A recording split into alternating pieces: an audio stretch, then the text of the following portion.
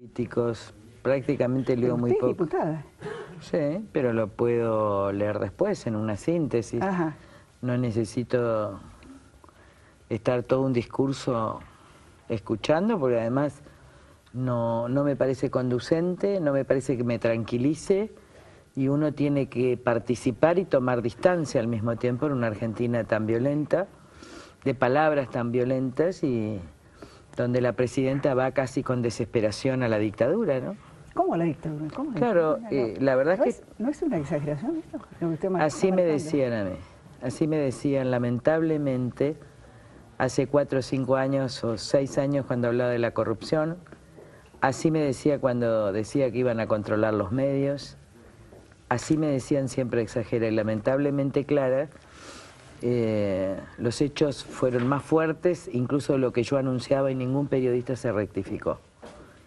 Cuando los mismos periodistas hablaban de las cosas, nunca recordaban, no es su caso, que habían difamado a Carrió durante años, diciendo que exageraba. Lo cierto es que uno desde esa distancia, lo que advierten, sobre todo en los hechos de estos últimos 15 días, estaba claro que después de la marcha de la gente iba a haber 3 semanas donde el poder que quedó noqueado iba a responder. ¿A qué cosas ustedes se refieren? A ver, la destitución del jefe de la auditoría o el intento de destitución, el manejo del Consejo de la Magistratura, la presión para que renuncie el juez que iba a resolver el tema de Clarín, el anuncio de la presidenta diciendo que directamente desde el 7 de diciembre va a haber un solo relato, es decir, no va a haber libertad de expresión, la aprobación de un presupuesto totalmente falso, preanuncian, y además hay algo que yo creo que tenemos que analizarlo con mucha prudencia, con mucha sensatez, pero sabiendo cómo son las cosas, esa desesperación, esa ansiedad yo la vi en algunos periodos en Kirchner. Lo vi claramente en el 2010 de Kirchner. Esta desesperación, esta compulsión por demoler para poder ganar la elección futura de presidente, y después falleció. Yo la veo desbordada la presidenta, fuera de la realidad, y lamentablemente estamos en un momento muy difícil. Yo estoy muy confiada porque transito la calle, la verdad es que estoy muy poco dentro de la política, yo he perdido.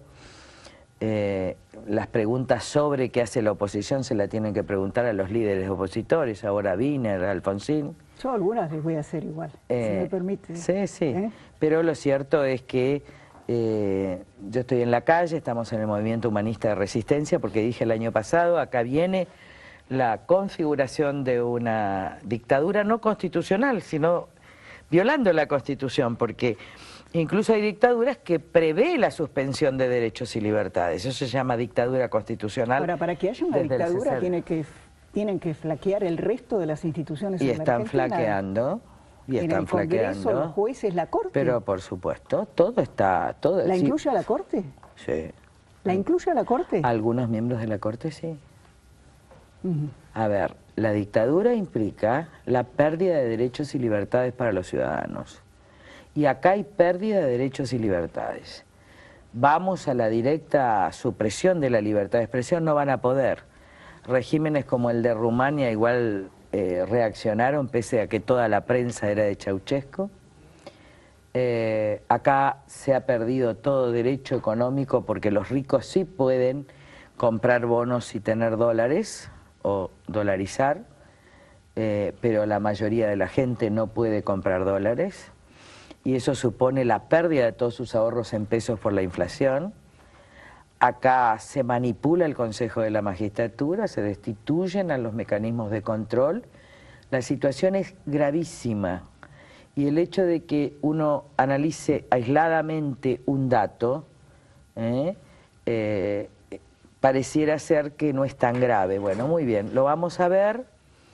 Esto se va a apurar hacia diciembre. Esta es la aceleración que le está imponiendo la propia Presidente, que yo creo que la señora no está bien, porque, a ver, por más que no existan los medios, la inflación en el supermercado existe y va a aumentar. por más que no existan los medios y no exista la oposición y no exista la gente va a seguir muriendo en la calle. Es más, va a morir más. Ahora, usted que está todavía dentro de la Cámara de Diputados. Yo tengo un pie en el sistema político y un pie estoy luchando como ciudadana. Tengo un pie en la Cámara de Diputados como diputada. ¿Qué clima hay con respecto a la Cámara de Diputados?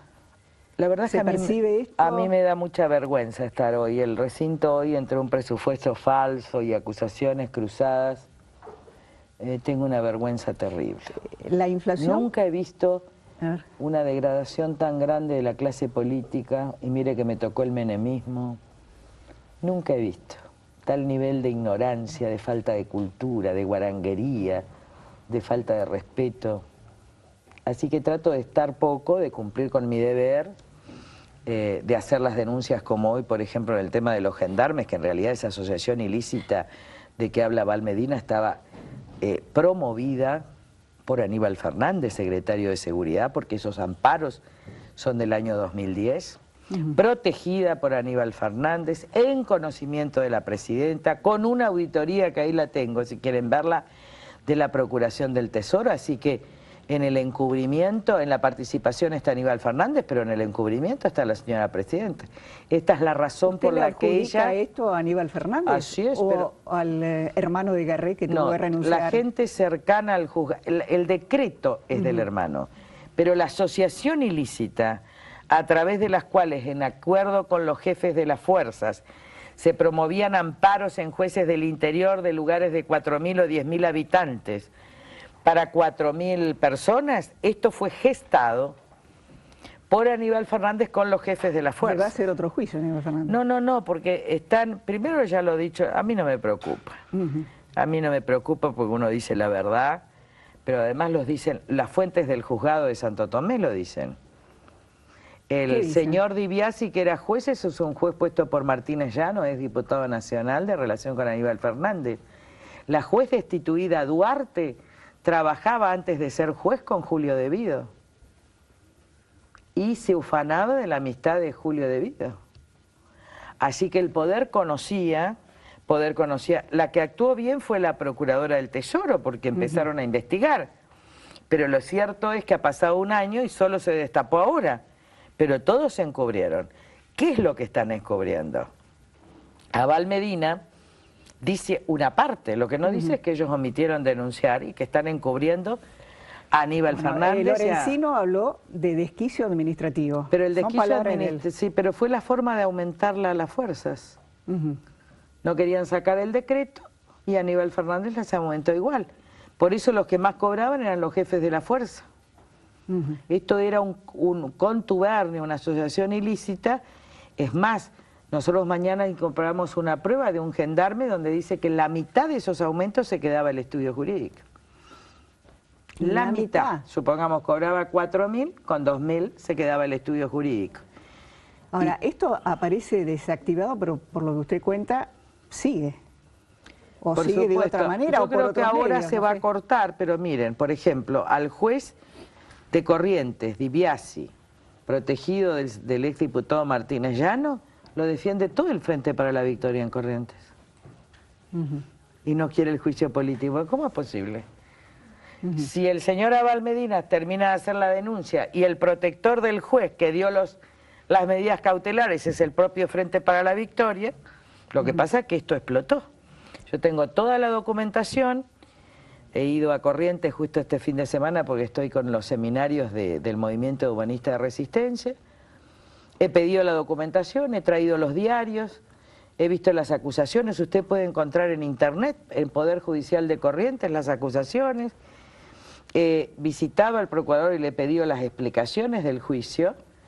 Y entonces yo iba a hacer la denuncia por asociación ilícita, pero me parece bien que lo haya hecho el gobierno. Ahora, por último, digo, esto no tiene nada que ver con la legitimidad del reclamo de 7.000 como mínimo. Porque esta gente no está involucrada en las componentes del poder. Ahora, si la justicia está, de alguna manera, forma parte de esta asociación, yo no le veo esperanzas de que esto sea juzgado, lo podemos conocer. Pero sí, ¿sabe por qué? Porque estos jueces son jueces de las Lomitas, Formosa, elegían jueces lejísimos para que nadie se enterara. para que se pudiera pagar, se libraba la orden de pago al Banco Nación de Santo Tomé, al Banco Nación de las Lomitas. Era todo un proceso que para que no se tomara conocimiento en capital. Esto fue articulado desde el poder porque eran tantas las sumas que se pagaban que el ministro necesariamente debía saber que el jefe de Gendarmería estaba en el amparo y el de prefectura. Así que esta es una componenda del poder. Yo creo que están tapando a Aníbal Fernández, que por eso no le piden la renuncia a Nilda Garré. Porque Berbisky iba a decir que en realidad Nilda Garré está tapando a Aníbal Fernández y a la presidenta. Creo que esta es la razón por la que Aníbal... ¿Horacio lo va a admitir públicamente esto en algún momento o no? Y en algún momento, si es periodista y dice la verdad, tendrá que decir esta verdad también, porque lo que él dice el domingo es cierto, pero él no dice toda la verdad. Lo que él no dice es que las fuentes mismas del juzgado dicen, pero si esto fue ordenado por Aníbal Fernández. Va a tener otro juicio. ¿Cuántos les ha hecho? No, mire, yo para algo tengo los fueros y además estoy haciendo la denuncia penal. Los fueros no sirven para proteger la impunidad de los delitos comunes cometidos por los diputados de la Nación, pero sí sirven para que uno pueda hablar y denunciar los hechos gravísimos que están sucediendo en la Nación. Y si fuera presa por esto, se imagina si me preocupa a mí. A mí me preocupa que esta sociedad sea libre, que esta nación sea libre, que terminemos con la mentira, que terminemos con la corrupción. Creo que va a ser un periodo difícil, pero que vamos a salir, yo confío. Y además mire lo de Venezuela. Pues total. Iba el tema Venezuela. Mire lo de Venezuela. Mire qué diferencia hay entre Venezuela y la Argentina, aún siendo Chávez lo que es Chávez. El voto electrónico cambia absolutamente el voto. Acá el sistema electoral es fraudulento, el sistema mismo. Allá el voto electrónico por lo menos asegura esto. De hecho, Capriles ha dicho hoy, no hubo fraude. Así es. Esto es imposible hablar en la Argentina porque se manosea absolutamente el proceso electoral. Segundo, todos dicen que hay que juntarse. Capriles se juntó con 17 y así todo no le pudo ganar al poder. Perdió por 11 puntos casi. Así. Es complicado ganar en el fascismo, aún juntando toda la oposición, que es algo que pasó en la historia argentina y siempre fracasó esa estrategia. Es más, se llevó los mejores hombres y siempre fracasó. Fracasó con Lisandro de la Torre y se lo llevó puesto a Lisandro de la Torre. Fracasó con Sueldo y la democracia cristiana y se llevó puesta a la democracia cristiana.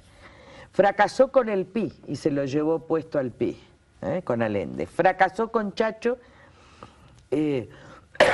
Entonces, la verdad es que uno también está corrida el análisis político, porque cuando leo los diarios de esas épocas, sobre todo en la época de Irigoyen, los diarios decían lo mismo que dicen ahora, a ver si se juntan todos. ¿Saben con quién terminó al lado Lisandro, que era un gran luchador, un emblema? No. Con Julio Roca, el hijo de Julio Argentino. Fue un desastre.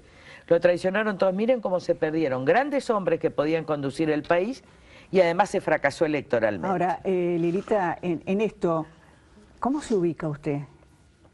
¿Como una mujer incomprendida? ¿Como una predicadora en el desierto? No, yo soy una persona absolutamente feliz porque tengo la conciencia tranquila.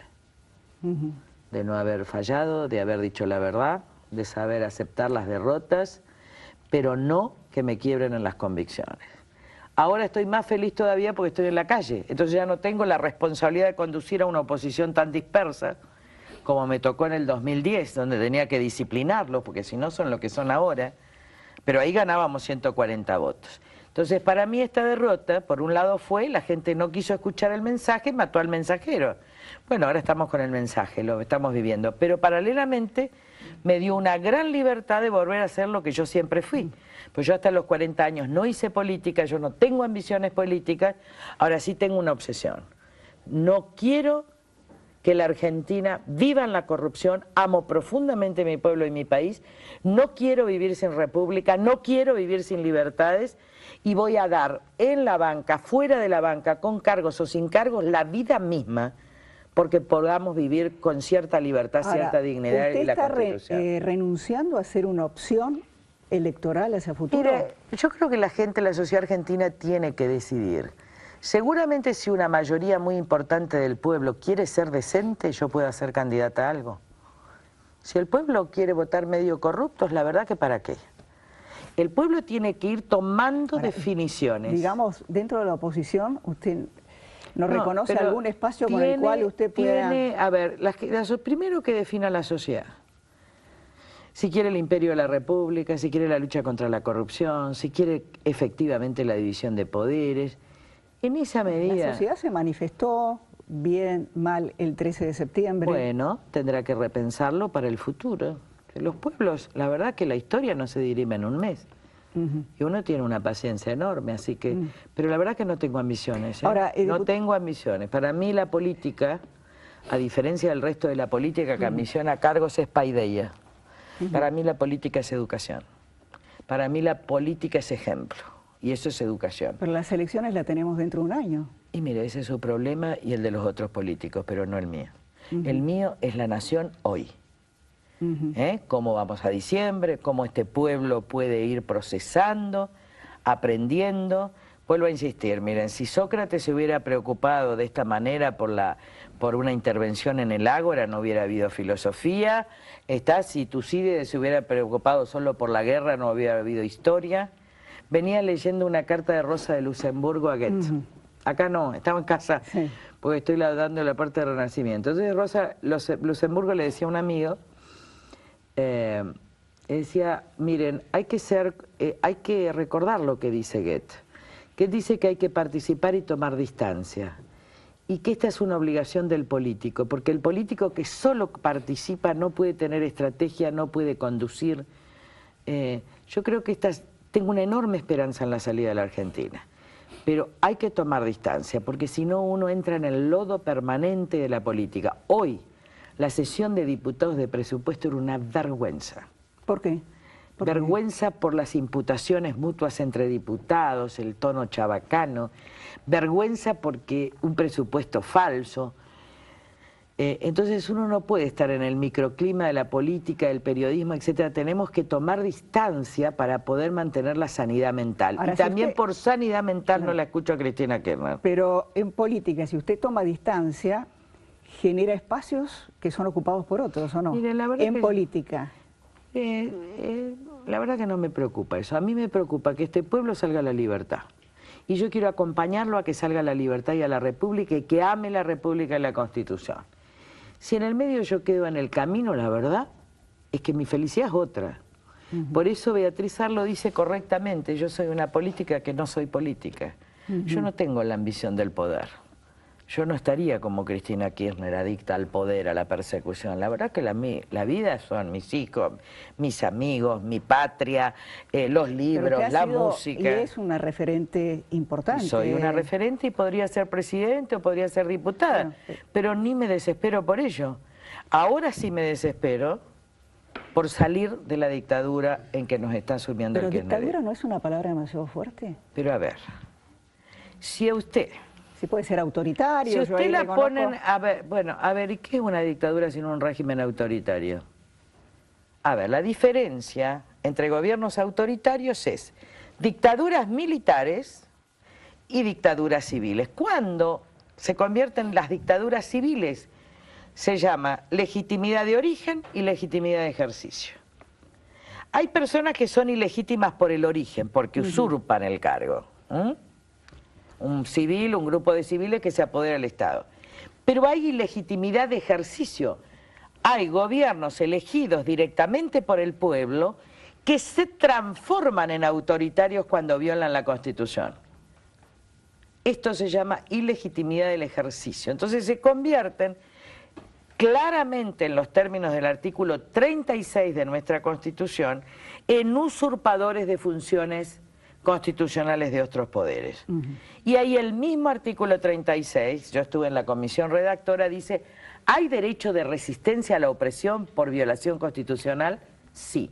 ¿Es un derecho constitucional? Sí. Estoy dispuesta a ejercerlo y a llamar a la gente a rechazar y resistir pacíficamente en defensa de nuestra Constitución, que es nuestra manda. La Presidenta cree que por encima de la Constitución y de Dios está ella. Yo creo que por debajo de Dios está la Constitución, y por debajo de la Constitución y sometida a ella estamos los políticos. ¿Es la Presidenta o hay un núcleo que no quiere dejar el poder después del 2015. La elegida por el pueblo es la presidenta y la responsable es la presidenta. Por último, diputada, hoy usted no la escuchó a la presidenta, pero bueno, dijo que el 7 de diciembre vence un plazo que dio la Corte Suprema de Justicia y que a partir de ahí, obviamente se dirigía a un grupo sobre todo, bueno, va a cambiar la historia de los medios de comunicación. ¿Qué puede pasar el 8? No, el 8 no, el 9, porque dijo el 8 es el Día de la Virgen, el 9. Que si cierra los diarios que están expresando a un sector de la sociedad, lo que va a haber es que nadie se va a enterar de nada. Y el relato, que no va a tener rating, porque ella cree que porque la televisión sea de ella va a tener rating. ¿Sabe lo que le va a pasar, señora Presidenta? Que va a haber redes sociales. Y las redes sociales son imparables. La marcha donde salió la ciudadanía no fue convocada por ninguno de los medios, ni por la televisión ni por los medios. Así que, la verdad, que no sé lo que quiere. Porque ese día se va a encontrar con convocatorias de la gente por redes sociales. Ya la comunicación no es como antes, que yo suprimo un diario y suprimo la comunicación. Ya nadie puede suprimir la comunicación. Y otra cosa más. Mire, Clarín tiene todos los problemas que usted pueda querer, pero no creó la inflación. Tiene todos los problemas, pero no mata a la gente. Así que la gente va a seguir matando en la calle. Y este señor que le mataron el hijo va a seguir reclamando por seguridad.